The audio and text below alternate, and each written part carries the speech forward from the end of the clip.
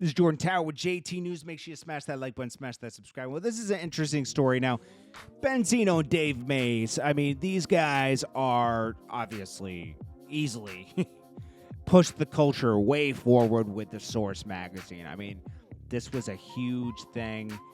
I mean, it was just a huge publication. It was everything, like this was the magazine you ran to get. I forget it came out once a month or something like that, but I remember going to grab it from a newsstand all the time and reading it on the train and everything when I was in high school. And then when I started getting into, music videos and everything and DVDs, I was always reading the Source. It's just super interesting. You got that, Feds magazine, all that kind of stuff. Anyways, Benzino and Dave Mays are, the Source, really. Like Dave Mays started the Source. He went to Harvard and hired some guys out of Harvard. John Schechter, who ran The Game. There was a company called The Game in New York. He ran that too.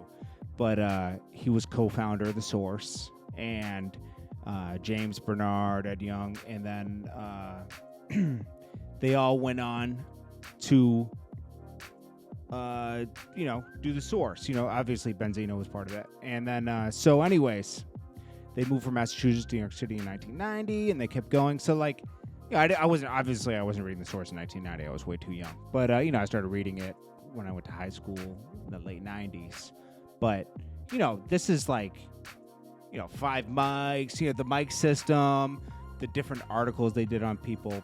It was amazing. And you got to give Dave Mays and Benzino their flowers for that publication. That was like everything in hip hop. That was huge, And they're always going to be legendary for that. Whether you think Benzino's a good rapper or not or whatever, Benzino was part of the Source. That's huge. So anyways, I never understood why the Source went away. I always thought it was because of Benzino. Benzino got the flack for it, okay? But he broke it down with Flip on Flip the Script. And it was really good breakdown of it. I mean, and it makes sense. They were just way ahead of their time, the way Benzino puts it. Dave Mays took out a loan to build thesource.com in the late 90s. And we were still doing dial-up at that point. I mean, if it was 97-ish and all that, 98, and that's what he's talking about, dial-up was still there. So, it would have taken forever for the website to load. It would have been extremely costly to run a website. And he took out a huge loan to start this website. And, in retrospect, it was smart, but it was just too early. How are you going to do advertising on it and everything? It's like Google wasn't around then. I think it was Netscape that was around back then, So anyways, he takes out a $9 million loan with, what's his name? Not his old manager. Anyways, he takes out a $9 million loan, and they build this website. They get new offices and everything. Him and Steve Stout take out a $9 million loan. This is according to Benzino. And they built this website out and everything, and it crashes, I guess, at one point. Like when the .com, there was a .com crash, late 90s, crash and burn. But they still owe this $9 million, right? So, and obviously it wasn't generating a lot of money, but, the internet was headed this way. They were just, 10 years early, I would say, or, they were about 7 to 10 years early. Anyways, that loan had an 18% interest rate, compounded over time and years, balloons up, he said, up to the high 20s, low 30s, somewhere around there. They definitely owned twice the amount of money. So at least $20 to $30 million, somewhere in that range. And then he had the issue with Eminem. Eminem was signed at Interscope. Interscope, he said, accounted for 60% of their ads. Now, this is where Benzino made his error. There was a time when, Benzino and Eminem, they clashed. And Benzino was basically calling out Eminem. And he got this tape of Eminem rapping racial slurs against black women, and he felt like this would crush his career. Now, Interscope, Jimmy Iovine and Interscope warned them that, hey, don't put out that tape. Just don't put out that tape. And Benzino said, well, if you get me and Eminem in a room, I won't put out the tape. Of course, Eminem probably wouldn't have done that, and you can't just control Eminem. So they put the tape out, and then Interscope pulled 60% of... they pulled their 60% of ads in the source. They pulled it. So now they're left with 40% revenue, right? So it's like, 60% less. That hurts. You can't make your loan payments anymore. And you're forced into selling part of your magazine to Black Enterprise. And that's where the guy that he mentions bought a portion of the source. The guy's name was, let me pull up his name so it's accurate, Earl Graves, who was he ran Black Enterprise magazine, bought into the source. Now he says when he bought into the source, they added another board seat to the board, and they were able to control the votes on the board. This is how Steve Jobs got removed from his own company. If you have enough board seats against you, they could vote you out of your position in the company. And that's exactly what happened to Dave Mays and Benzino. But they were the secret sauce to the source, okay? You can't just buy something and make it run just the way it's running. You have to, there's certain things you just can't do that with. And one of those things is culture and music, just culture, period. Because music is culture. It's like you have to be in it. Breathe it.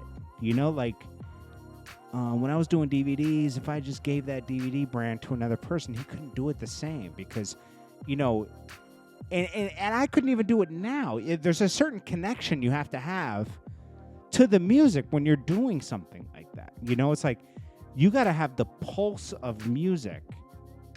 You got to have your hand on that, and it's easy to lose that. That's why you see a lot of artists when they're trying to come back later, they don't have their pulse on the music anymore and see where things are headed and what people like.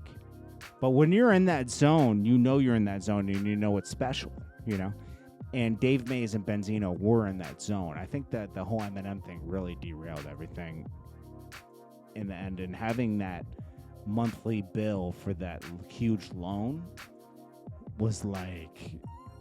it's just the looming thing to swallow you up if you make a mistake, and that's what happened. And that's how the source went down. It was one was just being too early, and then making an error with revenue coming in, and not being able to cover a bad move.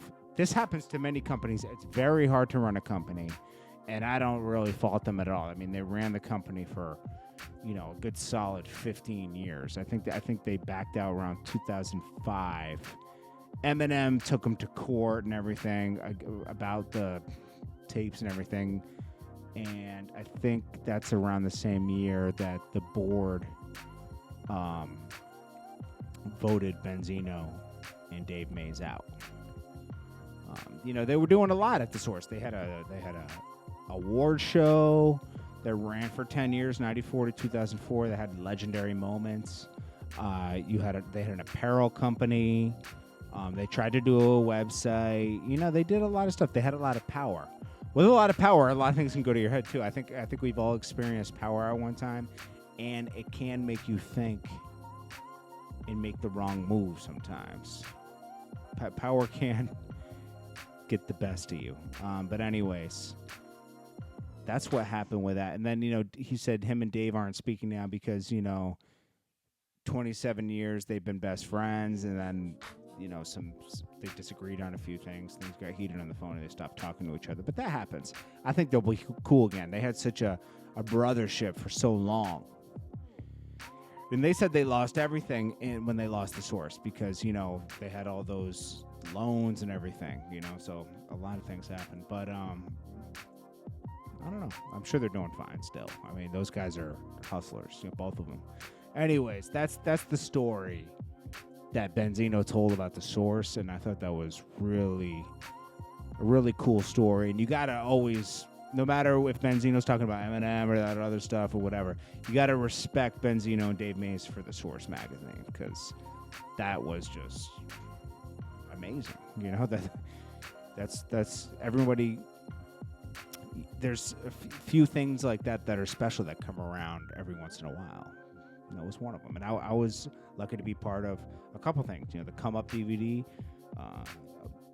World Star, my music videos that I had, and then what I'm doing now. I've been lucky. I work hard, but I've been lucky to have these moments, and I cherish them. But I also love everything that I've done. Like I've actually put my heart into it. I've sacrificed a lot. I think we all do. When you love something, you sacrifice. But you have to be consistent, and there's no option of failing. You just gotta, work every day, nonstop. And sacrifice everything for what you enjoy, what you love, and it's worth it. It's worth it. It's a blessing to be able to do it. And I'm thankful every day. And you should be thankful if you have something like that in your life. I appreciate you guys, and I'll check you guys in the next one. This is Jordan Tower with JT News. Make sure you smash that like button, and I'll check you guys on the next one. Do not forget to hit that like button. Peace.